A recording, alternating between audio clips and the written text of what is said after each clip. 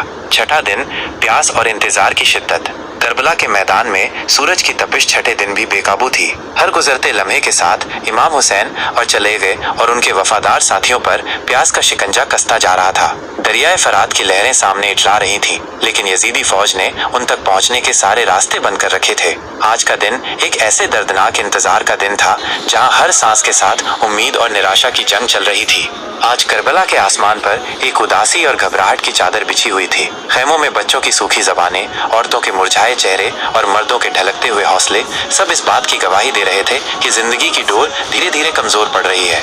पानी की एक बूंद भी मैसर नहीं थी और इस प्यास ने बदन को ही नहीं, रूह को भी झुलसा दिया था। सुबह का आगाज अजान की धीमी आवाज से हुआ, जिसे सुनकर भी आवाजें गले में अटक रही थीं। इमाम हुसैन असे ने नमाज अदा की और उनकी आंखों में आने वाले भयानक मंजर की तस्वीर घूम रही थी। उनके साथियों के चेहरों पर सब्र और दृढ़ता थी, लेकिन उनका दिल भी अपने बच्चों की तड़पती हुई प्यास को देखकर रो रहा था। खास तौर पर मासूम अली असगर की सूखी जबान और बेताब निगाहें इमाम के दिल को चीर रही थीं। हर तरफ एक खामोश चीख थी जो सिर्फ वही सुन सकता था जिसके दिल में करबला का दर्द बस चुका हो।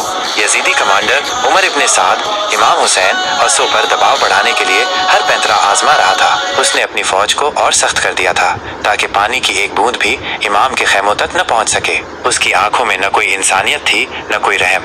उसके लिए ये सिर्फ एक जंग थी जिसमें उसे हुसैन को झुकाना था, चाहे इसकी कीमत कुछ भी हो।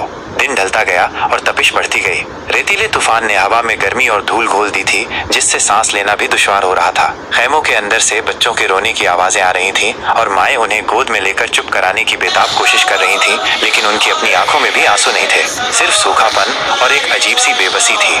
इमाम हुसैन असे ने अपने साथियों से मशवरा किया। उनके साथी, चाहे वे नौजवान थे या बुजुर्ग, सबने एक ही आवाज में कहा, या इमाम, हम मर जाएंगे, कट जाएंगे, लेकिन आपका साथ नहीं छोड़ेंगे। हम आपकी राह पर अपनी जान कुर्बान करने के लिए तैयार हैं। उनकी आंखों में चमक थी जो प्यास के बावजूद कम नहीं हुई थी। ये वो लोग थे जिन्होंने अपनी जिंदगी हुसैन के नाम कर दी थी। छठे दिन की शाम करबला पर एक और गहरी उदासी लेकर आई। सूरज डूब रहा था और उसकी लाली उन प्यासी जबानों की तरह दिख रही थी जो खून के आंसू रो रही हों। सितारों की हल्की रोशनी में भी खैमों से एक दर्दनाक खामोशी निकल रही थी जो आने वाले भयानक इम्तिहान की ओर इशारा कर रही थी। आज की रात करबला के शहीदों ने शायद आखिरी बार अपनी प्यास को सब्र के आंचल में समेटा था, क्योंकि कल का सूरज उनके लिए एक नई आजमाइश और इस्तिकामत का पैगाम लेकर आने वाला था।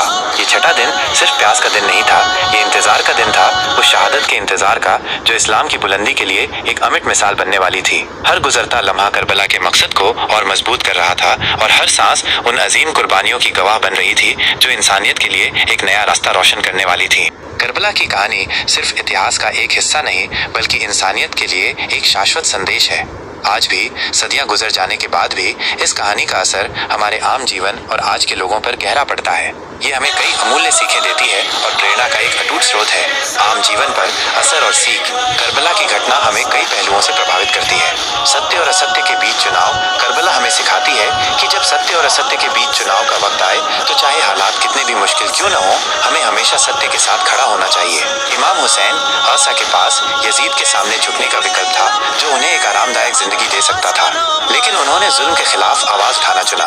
ये हमें याद दिलाता है कि अन्याय के सामने सिर झुकाना खुद अपनी आत्मा को मारना है। न्याय के लिए संघर्ष। ये कहानी हमें न्याय के लिए आवाज उठाने की प्रेरणा देती है। इमाम हुसैन असा ने जुल्म और अत्याचार के खिलाफ खड़े होकर ये साबित किया कि इंसाफ के लिए लड़ना हर इंसान का फर्ज है, भले ही इसके लिए कितनी भी बड़ी कुर्बानी क्यों न देनी पड़े। आज भी दुनिया में जहाँ कहीं भी अन्याय होता है, करबला का संदेश हमें उसके खिलाफ उठने का हौसला देता है। सब्र और दृढ़ता।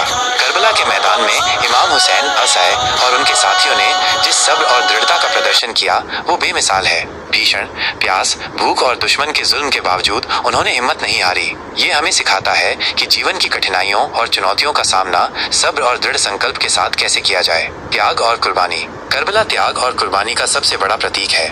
इमाम हुसैन हसैन ने न सिर्फ अपनी जान बल्कि अपने परिवार और बच्चों तक को इस्लाम और इंसानियत की हिफाजत के लिए कुर्बान कर दिया। ये हमें निस्वार्थ भाव से दूसरों की भलाई और बड़े मकसद के लिए त्याग करने की प्रेरणा देता है। इंसानियत और भाईचारा। करबला की घटना विभिन्न धर्मों और विचारधाराओं के लोगों को भी प्रभावित करती है, क्योंकि ये इंसानियत के सार्वभौमिक मूल्यों, न्याय, साहस, ईमानदारी और नैतिकता पर जोर देती है। ये हमें सिखाती है कि रंग, नस्ल या धर्म से परे होकर इंसानियत के नाते एक दूसरे के साथ खड़े होना कितना जरूरी है। हमें क्या प्रेरणा मिलती है? आज के दौर में जब दुनिया में हर तरफ अन्याय, भ्रष्टाचार और नैतिक पतन फैला हुआ है, करबला की कहानी हमें निम्न प्रेरणाएं देती है। अधिकारों के लिए आवाज उठाना, ये हमें सिखाती है कि हमें अपने और दूसरों के अधिकारों के लिए आवाज उठानी चाहिए, खासकर जब कमजोरों पर जुल्म हो रहा हो। नैतिक मूल्यों पर अटल रहना, ये हमें सिखाती है कि हमें अपने नैतिक मूल्यों और सिद्धांतों पर अटल रहना चाहिए, चाहे कितनी भी कठिनाइयां आए। भेदभाव और नफरत के खिलाफ लड़ना, करबला का पैगाम हमें भेदभाव, नफरत और हिंसा के खिलाफ खड़े होने की प्रेरणा देता है और शांति व भाईचारे को बढ़ावा देने की सीख देता है। निस्वार्थ सेवा और त्याग, ये हमें सिखाती है कि समाज और इंसानियत की भलाई के लिए हमें निस्वार्थ भाव से सेवा करनी चाहिए और जरूरत पड़ने पर त्याग करने से पीछे नहीं हटना चाहिए। निष्कर्ष, करबला की कहानी का निष्कर्ष ये है कि ये सिर्फ एक ऐतिहासिक त्रासदी नहीं, बल्कि हर युग के लिए एक मार्गदर्शक सिद्धांत है। ये हमें सिखाती है कि सत्य की राह में सब कुछ कुर्बान किया जा सकता है, लेकिन सत्य को कभी नहीं छोड़ा जा सकता है। ये हमें जुल्म और अन्याय के खिलाफ आवाज उठाने, नैतिक मूल्यों पर अटल रहने और इंसानियत की भलाई के लिए संघर्ष करने की प्रेरणा देती है।